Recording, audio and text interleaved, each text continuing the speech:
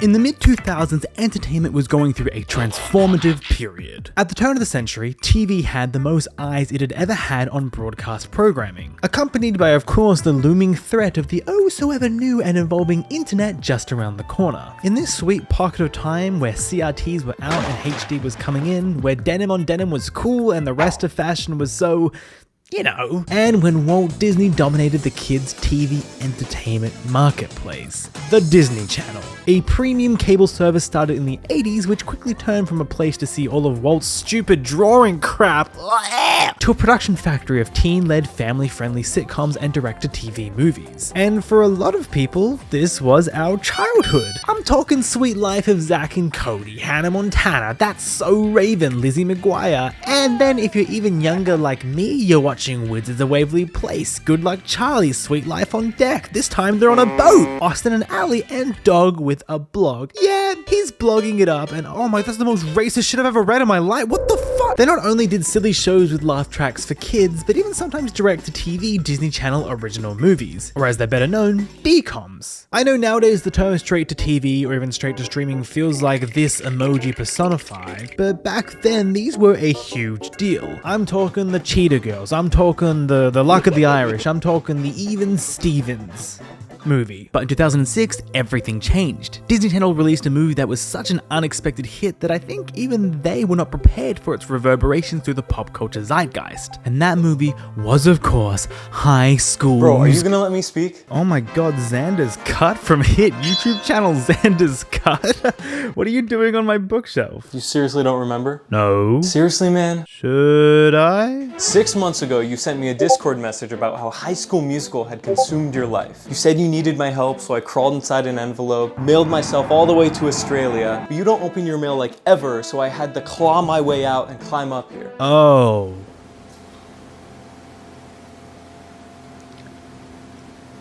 Do you still want to talk about High School Musical? The first High School Musical had to have made a little bit of a splash to warrant 2 sequels in each consecutive year, as well as a reboot show over a decade later. You don't make that unless there's some nostalgia to play off. Yeah, I feel like it was everywhere in the mid-2000s. Everyone had a DVD or a CD of the songs, bedrooms were filled with posters galore, and if you had a crush on a girl, you best bet you had to know the dance moves to impress her. All in this together. What we're trying to say is that High School Musical had an absolute chokehold on the pop culture 15 plus years ago, especially in the kids and teen demographic. But what about now? In 2024, can we still see the spark? Is the juice that made it successful still there? Does High School Musical hold up? Yes, Rebecca, I would love to put on your DVD copy of the sing-along version of the movie. Our legendary tale begins during the only good weeks of high school, winter break. An electric party takes place celebrating the new year with some good old karaoke. Which is when bookworm Gabriella and basketball superstar Giga Chad Troy Bolton are paired up to sing their first song. These two are shaking in their boots, even despite the strange reassurance of this one guy. Someday you guys might thank me for this. Okay, Marty McFly. But it's okay, because they can magically both sing, which Troy says he just does in the shower sometimes for fun. I have taken so many singing lessons just to have the vocal equivalent of the rat from Kim Possible. What do you mean to sing in the shower? After an awkward farewell, we fast forward to the new semester and see just how much of a stud Troy is. Like, my guy is worshipped, but that reverence is for basketball and only basketball. Wouldn't it be crazy if he stepped out of line and did something different? Wait a minute, I think he's stepping out of line and doing something different. Troy becomes interested in the school musical after singing and, coincidentally, reuniting with Gabriella, something that a certain someone isn't thrilled about. I think when it comes to the greatest movie villains of all time, we can comfortably say things like Darth Vader, Heath Ledger's Joker, maybe Norman Bates, Gustavo Fring, Terrence Fletcher, and then Sharpay Evans and how wonderfully cast she is. Ashley Tisdale was born to play this role. This really feels like J.K. Simmons as J. Jonah Jameson level of casting, and I'm not even being a little facetious. And the entire cast is really darn solid. Zach and Vanessa have this really great chemistry that helps you see past a lot of the wonky dialogue. I don't believe it. Oh, me neither. Apparently Lucas Grabeel and Ashley Tisdale hated each other for this first film, but I think it actually helps display an organic tension between siblings. I'm not sure if we were supposed to hate Taylor in this film, but she is straight up evil, and Monique Coleman excels in portraying this juicy condescension in every scene. Corbin Bleu is right up there with her as Chad, except he's a total goober that's naturally funny even when he's not trying to be. Yeah, dude, I love Corbin Bleu. Dude, yeah, me too, man. Sometimes I wish I was Corbin Bleu. Whoa, back of the line, buddy. So the big plot of the movie is that Troy and Gabriella want to secretly audition for the school musical because they are in love with each other, and because they are realizing that they can do more than just one hobby. But Troy wants to keep it a secret, leading to this insane stealth exit scene where everyone is blind apparently. To be fair though, that wall lean is slick. Yeah, and then he just like walks through a mechanic. Like, what public school is this? Does New Mexico just go crazy? Bro, New Mexico does go crazy. You should go. No, I can't. Sorry, I'm busy. Because we have auditions for the winter musical. It's hard to believe that I couldn't sneeze, see. I always felt like it was really weird that Darbus was so harsh in this scene. Like, they're just high schoolers and some of them are pretty good. This girl is doing a full-on opera? I mean, like, that's good. Just make her play fake grass or something. And then there's these stoner kids in a 2006 Disney Channel movie. Wow, fake grass double entendre. Troy and Gabriella hide behind a mop for a good half hour until right after Miss Darbus is dipping and Gabriella pulls a 180 and asks to audition. Meanwhile, Troy pulls a 360. And then they begin to sing Kelsey's duet song, and it's time for a fun fact. Zac Efron doesn't sing in this movie, except for this like one bit. This could be the start of something new. Wanting more of a high-pitched tenor voice, they instead had all the music sung by Drew Seeley, with Zach just lip-syncing along. Which becomes even more bizarre when you watch the sequels, and he does sing, and he's pretty good actually. Did you ever let go? Did you ever not know? Which is really sad when you realize they did a 52-show tour to celebrate this film with everyone from the main cast except Zach. Ouch. Sorry, Zachy boy. Sorry, Zach. So then the movie becomes the big Taylor, Troy, and Gabriella secretly balancing both rehearsing for their audition for the school musical and their social fronts as the basketball king and the actually queen. What a nerd. Nerd. And things really start getting sticky when the callbacks are posted on the school board, leading to a little number called Stick to the Status Quo. And just like, by the way, this is the best song in the movie. Everyone is livid. There's this priceless shot where we see Chad's worldview crumble in front of his eyes. He can't even enjoy his lunch. His day is ruined. And that's not even to mention Sharpay, who is pissed. She is having her entire life turned upside down by Troy and Gabriella. So overlooking the kingdom she once had dominion over, the camera pulls back from Sharpay and down to Zeke, who breaks into song. But I got a confession, my own secret obsession, and it's making me lose control. Well, if Troy can tell his secret, then I can tell mine. I bake. Not another sound. Everyone loses their marbles because this guy wants to have one other hobby. It is so ridiculous, but so funny, and also performed so earnestly that it's kind of incredible. And then they all break into song and dance, giving the age-old advice.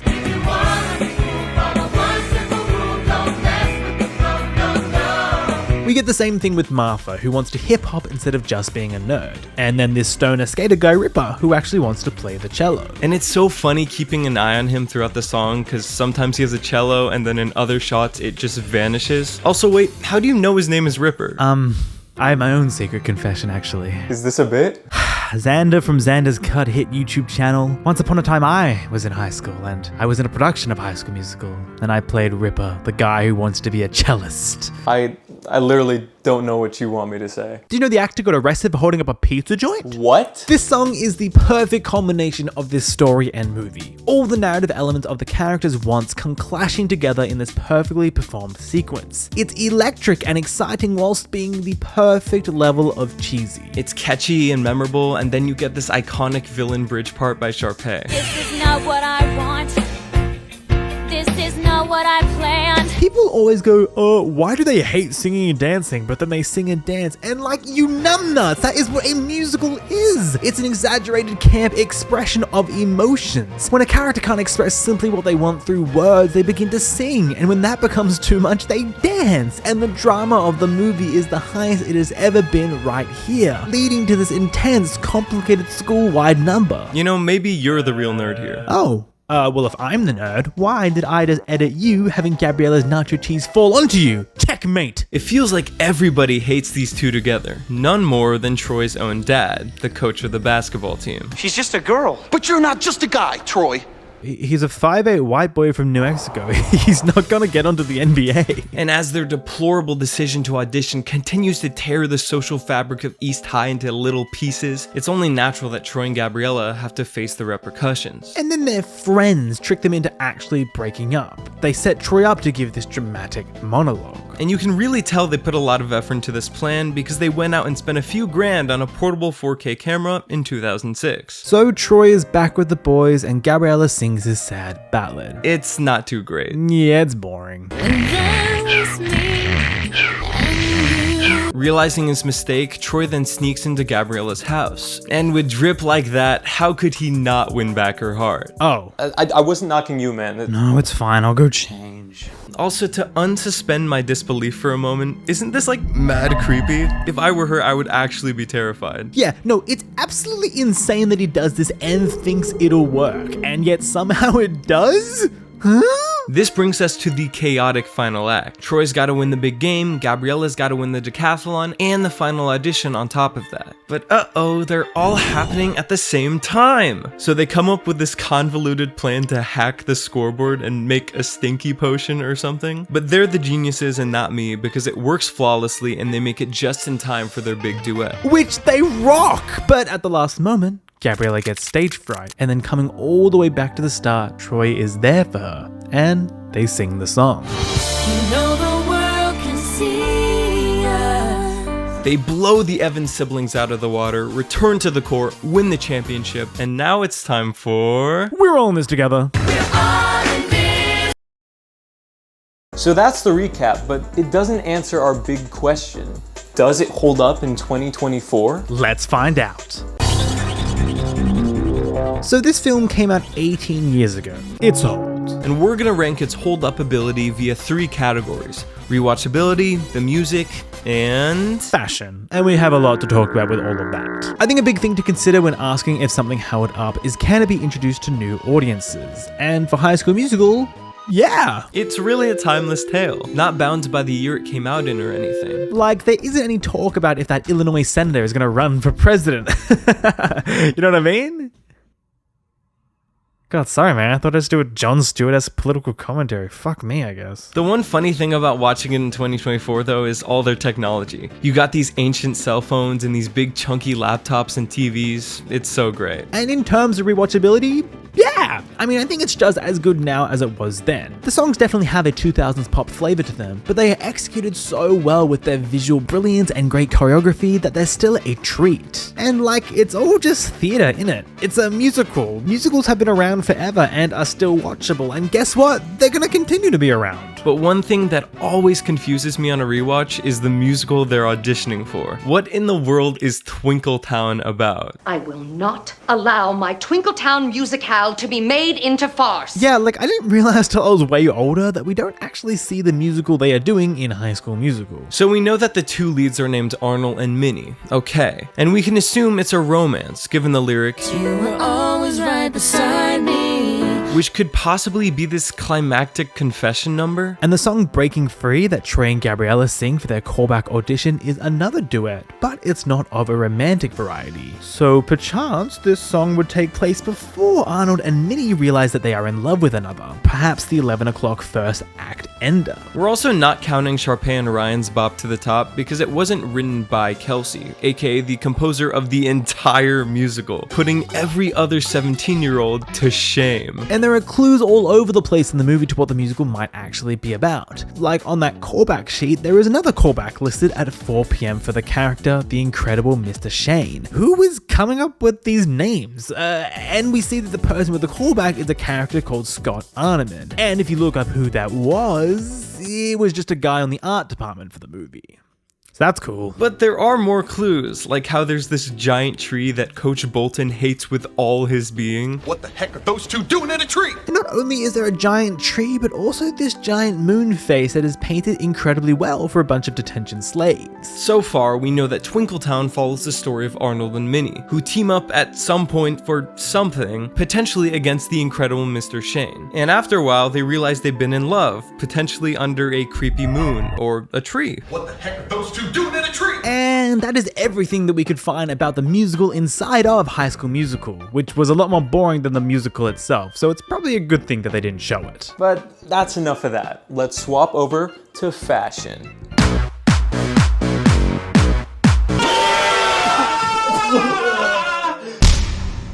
I know I'll one day look back at my grey denim jacket with a green top and think, oh god, I can't believe we used to wear that, but oh my god, what is 2000s fashion? Everybody has these bright colors and long sleeves with jackets over the top, and the hair goes crazy, like it will never not be jarring to see the Bieber baby cut. And even the embodiment of cool Corbin Bleu can't escape it. He's constantly wearing these just dumb shirts. Oh yeah, I come with my own background music. And then Ryan with his little hat and his long-sleeved button-up shirts tucked in. Hello? Huh? And of course, we just gotta shout out the double denim. Just wow. Troy Bolton Fox. And that's probably the toughest part about a rewatch. But who are we kidding? No one watches these movies for the outfits. That's right, I think it's time we talk about the music. Yeah, that's right, we're ranking the songs. Hell yeah. Two adult men ranking the songs to a kid's musical. Choo choo, we're on the ranking train, and coming in dead last is When It Was Me and You. This has got to be one of the most generic songs of all time. Yeah, it emotionally feels so forced too, right after Gabriella sees Troy being happy while she's just a bit sad. And it's so visually dry, there's no real choreography or aesthetic flair, it's quite literally just Gabriella walking down a hallway. Although she does get to pine at a giant poster of Troy, which is quite funny. Hey big man, you right? And I'm pretty sure the song isn't even entirely sung by Vanessa Hudgens. Whenever there's a low note, it's so obvious they spliced in a different take. Find yourself looking from the outside. What? I don't know that. It's whack. I've never noticed that before. Why didn't they just change the key? Beats me, man. Next up, and we're sorry, but it's Bop to the Top. We know it's got the jazz and the pizzazz. But in 2024, you know. Look, he almost earns it with those rolled R's. Coming in at spot number 5 is We're All In This Together. It's an iconic song, but it feels a tad derivative and doesn't really even capture the theme of the movie. I was always so confused why Sharpay and Ryan get to sing a solo. They're the villains, they're trying to stop all of this. Why do they get a chance to shine? And of course we gotta acknowledge it being victim of let it go disease. This song was inescapable, played over and over and over. And over and over and over, and I'm sure parents would like to strangle the person who wrote this song. Just like...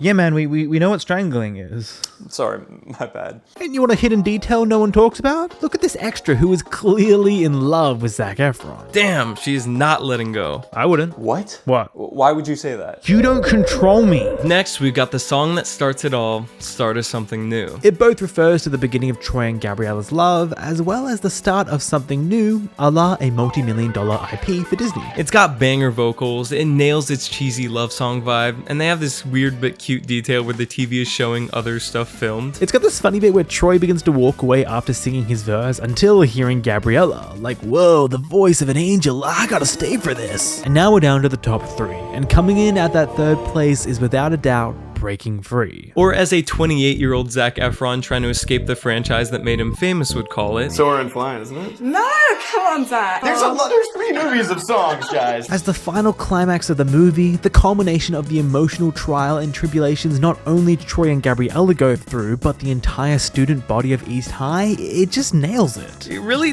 does feel like they're breaking free.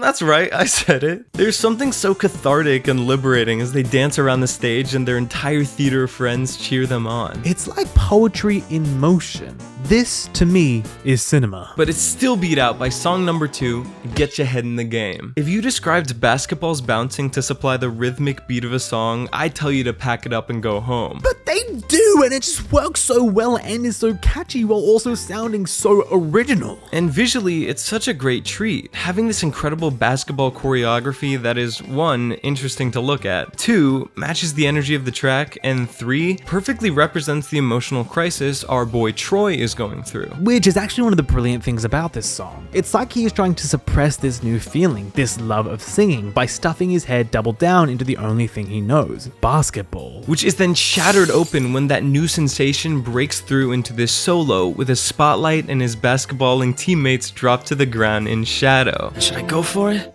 Yikes. Unironically, this is a banger. Literally does everything right. I just, I don't know, is anything better? Literally, how do you top that? Maybe if you stick to the status quo.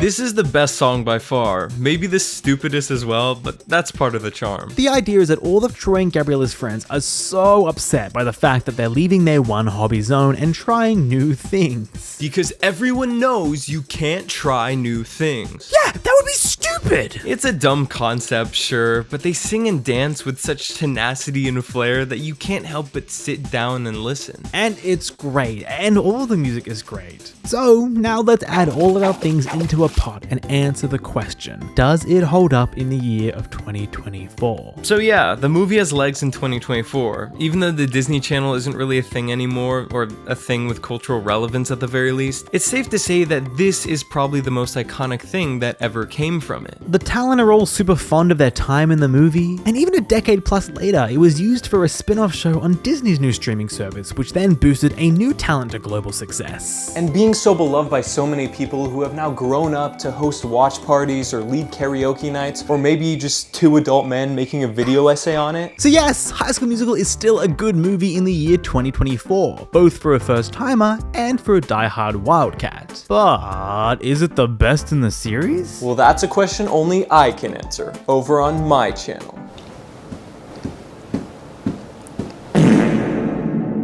Well guys, I'm gonna go follow him onto his channel to talk about High School Musical 2 and potentially High School Musical 3. Ooh. But until then, please let me know your thoughts down below on these Disney Channel classics. And if you want these videos early, plus a bunch of bonus goodies including commentary tracks and a little behind the scenes video, then please consider becoming a member. It's like Patreon, but it's all on YouTube, which means I have less to worry about at tax time. I'm telling you guys, please, I have so much to worry about at tax time. But until then, please have yourselves a fantastic day and stay snug. See ya!